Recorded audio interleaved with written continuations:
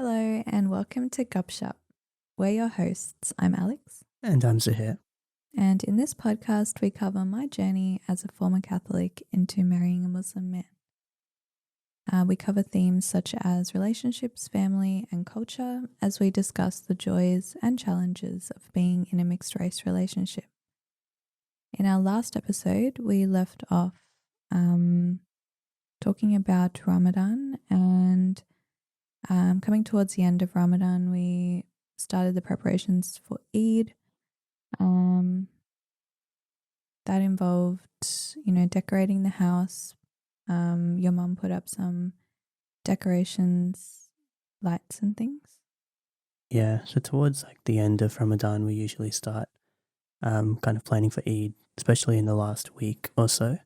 And my family usually they like to decorate the house and they'll put up like lights and those foiled banners that say Eid Mubarak. And so yeah, we go pretty heavy with that. And we decorate the living room and kind of the seating areas with Eid decorations. And my mum kind of starts planning for her cooking, not so much a week out, but she usually actually leaves at very last minute. She'll wait till like the night before, especially because with Eid, it's dependent on the moon sighting, so you don't know exactly what day it will be. Yeah. So you can't start cooking too early. But yeah, she would usually start the night before as soon as she finds out.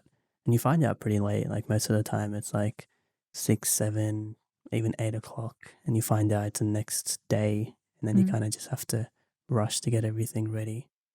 But yeah, so that was like your first experience with, towards the end of Ramadan, kind of experiencing how my family prepares for Eid. It was pretty exciting. I think you were really disappointed when you thought it was going to be Eid the next day, and then you realized there was still one more day of fasting. Mm. Um, It's always I don't know if it's disappointing, but like you get really excited because there's a possibility that could have been the last day that you had to fast and it'll be Eid the next day, and then you find out actually like that dreaded message of the halal not being sighted, and then you're like, damn it, I gotta fast another day. I think you were like so desperate. You kept like Googling all the different states and whether there was like a moon sighting or Yeah, because it's basically whatever. like any of the states sites it. Depending on who you follow, like some people follow certain countries, and if it gets cited in those countries, and they celebrate Eid the next day. For us, we follow Australia, so we kind of just were waiting to see if any of the different states found it, and then we're waiting for Perth because they're 3 hours ahead, they're 3 hours behind. Sorry, so that was like the last hope, I which don't understand how Perth could have had the moon when the other states didn't. I don't know, different geography. That doesn't make sense. It's possible. It's pretty unlikely, but just the fact that they're 3 hours behind and the moon is most visible around dusk time. So that was like the last hope. But yeah, they didn't find it, and then we had to fast another day.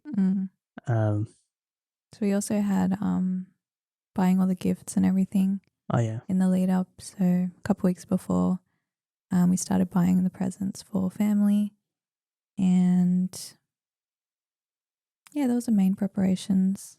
Like there wasn't too much that we did. I think your mum did most of the cooking as usual. So it buying the gifts is actually a long process because does take a while. Yeah. we buy gifts for everyone in the family. It's like Christmas shopping pretty much, and you have to go out and like think about what you're going to buy and pack it all up and make it look nice. And then on the day, we have like a little section for gifts, like pretty much the equivalent of a Christmas tree, except there's no tree. It's just a pile of gifts, and it's just kind of it's pretty fun, but it's stressful having to buy the gifts. But then it's fun to open them on the day. Yeah. But yeah, so we had that planning pretty much a few weeks out. We bought all the gifts, and then the day before, I made all the food. We got up early that morning, so on the morning of Eid, Muslims go out to pray at the mosque. And usually there's different timings depending on your local mosque, and sometimes they give you different options as well, because obviously everyone has different schedules. So The mosque we go to, they gave us the option of either 7 o'clock or I think it was 9 o'clock. And we went to the 9 o'clock one, but we had to leave an hour earlier.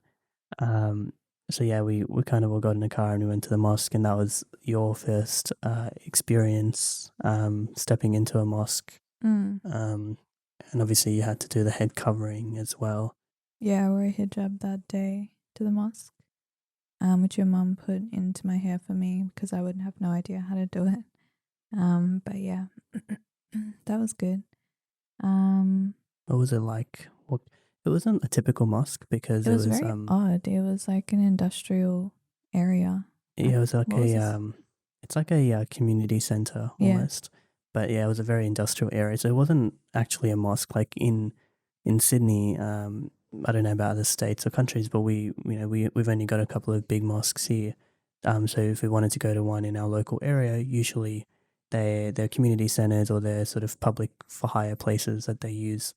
And yeah, this one was a community center, so the female area was like up to the side and upstairs, I think, or just Yeah, it was downstairs. a bit hard to find the entrance because there were two separate entrances for males and females. Um, and yeah, basically I just took my shoes off at the entrance, and then we were there pretty early, so it wasn't super full, but it did get really full afterwards. And we kept having to like shuffle forward to like make more space and like move our mats further up. But yeah, I was there with your mum. Um, and she'd brought a prayer mat for me as well. Um, I didn't really know what to do, how to pray, but I just sort of followed the lead of like everyone around me. And then there was like an imam that was talking. I could see a screen as well. There was like, I think it was the male room that was being filmed, and we could see them. Well, the imam usually sits in the male room, and then Yeah, you can hear them and you can see them on video. yeah. But there was like, I think it was a partition. I wasn't sure if you were in the same room as us, or like on the other side of the partition. But yeah, there was a partition. It was a pretty small room actually. Um, Usually the females is a smaller room, and then the males is obviously because more males usually attend. Was pretty big. I see. The cat is here. Anyway, um, yeah, so that was the mosque. It went on for not that long actually. I was pretty surprised. It was probably about half an hour. Very short. Yeah, usually like the mosque that we usually go to, I told you it's like really long. You kind of go there an hour early and then they talk for about 30 to 40 minutes. And then you do the Eid prayer, which is different from the usual prayer. And then after that, they do like a dua, which is like praying um, afterwards. And that usually drags on for sometimes half an hour, a bit longer. But in this case, it was only like 10 minutes at most. And but yeah, the whole experience was pretty quick this time around. It was very quick. And then yeah, afterwards, sometimes I have like food and beverages outside on Eid, Oh, okay. which they did this time as well. It's just that I think we just wanted to go home. I didn't say food and beverages, but it was also during COVID, so um, but I don't think there were restrictions at that time. We No, didn't there have to weren't. wear a mask or anything. We did wear it was optional, but we did wear a mask. Um, Most of the males did anyway. But yeah, there was food outside afterwards, and then we kind of just went home, and then we just had breakfast at home, and we had my mum usually puts out like these baklava plates that you can kind of snack on throughout the day. And I think we had that sweet dessert Oh or yeah, like breakfast. I think it's a breakfast food, or we had it at breakfast. it's not really a breakfast food; it's just a dessert. Ah, okay. Was that like typical of Eid? That Yeah, dessert? I don't know if it's typical in like in general, but that's just what my mum does. And then she made biryani for lunch. So yeah, it was kind of just like you kind of just hang out the whole day and you hang out with family and if the COVID wasn't a thing, we would have had people filtering in and out, like my mum's friends and stuff. I think some of your mum's friends came. Yeah, a few of them One did. of one of Actually, them only and one came. her children as well. Yeah. But yeah, I did meet some of your mum's friends at the mosque as well. Oh yeah. Yeah, so I was introduced to them. And then one of the ladies came over to the house later as well, and she did henna on my hand. Oh yeah, because I think you only did one hand or something. Oh yeah, I did have henna done as well. I forgot to mention, but I had it done like a couple of days before. But just one hand, and it was a pretty simple design that I had.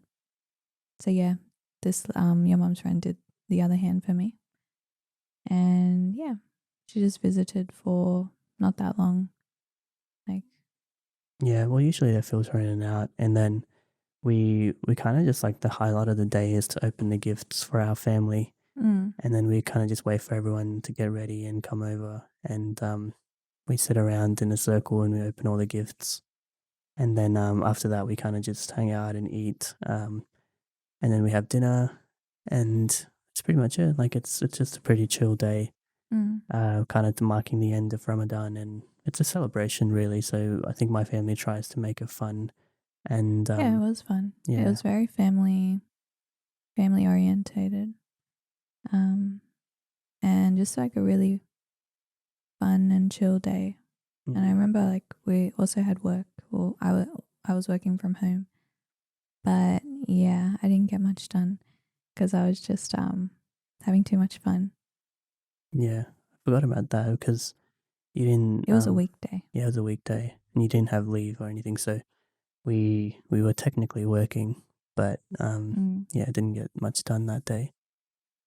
And then I guess next year you get to experience the full Ramadan. So, Mm. because Eid is really, it feels really good and it's really exciting, and it's it's like it's a big change from the last sort of 30 days that you've been fasting and you've been in a routine, and Yeah, then you you can come, just eat whatever you want. yeah, and you come to Eid and you kind of just wake up, kind of not whenever you want, but you wake up a lot later than you've been waking up, and just that sleep in is really nice. Mm.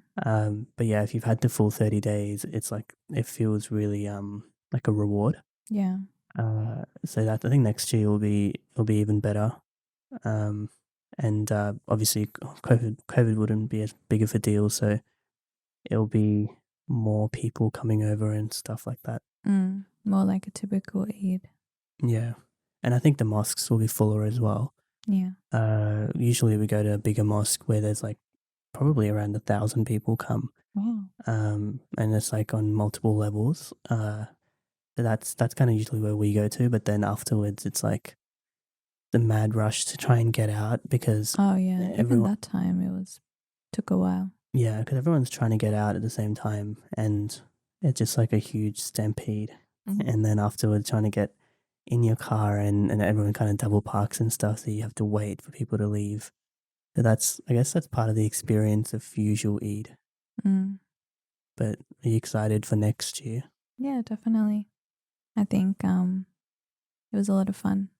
What was your favorite part? I would say opening the presents and just sitting around with family for most of the day. Mm.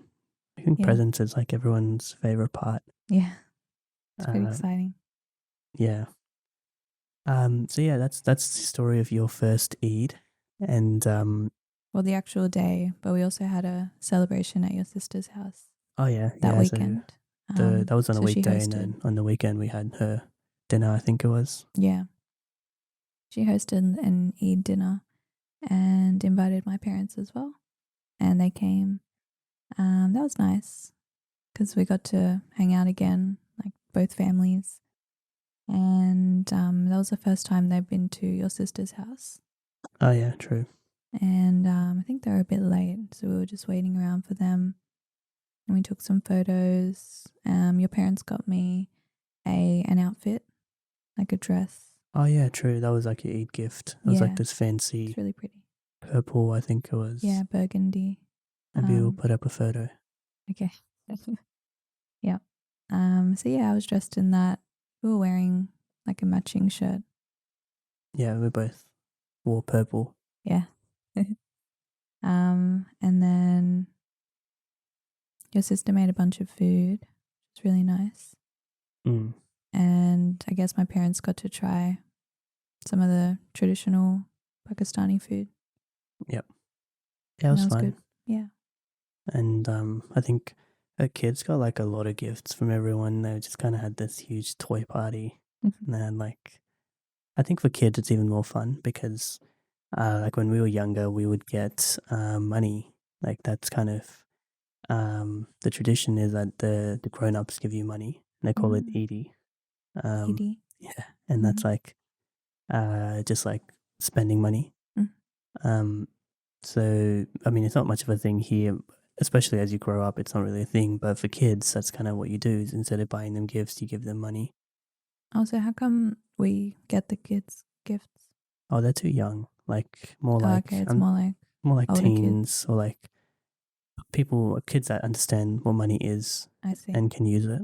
Yeah. But yeah, growing up, that's what we would get instead of gifts. We would get money and then we'd try and save it. And it was like a very small amount of money. Like people would give you like 10, $20 and you would think it's huge money because obviously as a kid, Mm.